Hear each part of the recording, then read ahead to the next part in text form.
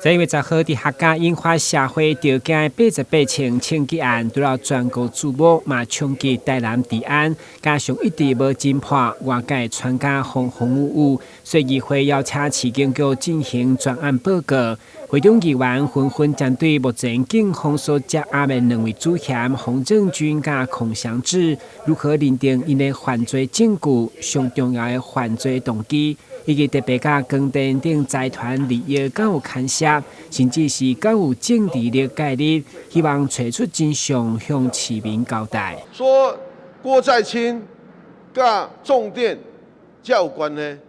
這個一寡這頭家你有去家叫來問無啦？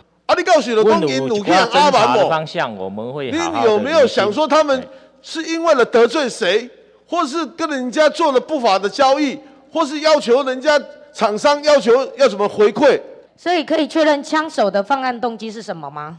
因為槍手未到案，我現在講的也都是。所以我們現在所有的揣測，所有的論述。全部都是名偵探柯南，有任何一個人可以代表槍手來說明我們他今天開這88槍要幹嘛？本件的犯案動機跟我們的太陽能光電重電的利益有沒有在你們研判範圍？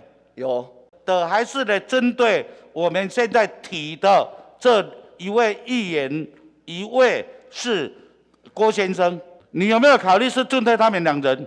有考慮。你講根據共犯的供詞證明，這兩個人是虧錢的人，因是共犯對不對？不是跟他同案共犯的供述，能夠有科學證據。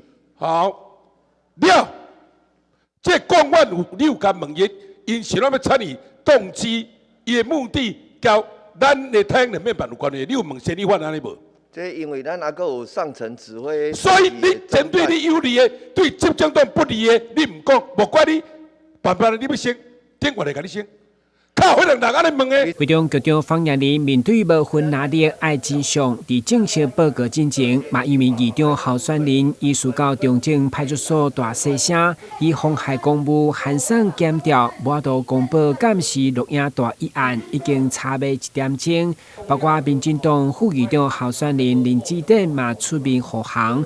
對此，局長強調，清潔案以人格甲職務保證，絕對無政治的介入，希望社會鼓勵支持檢證指控，互因加什麼辦案空間。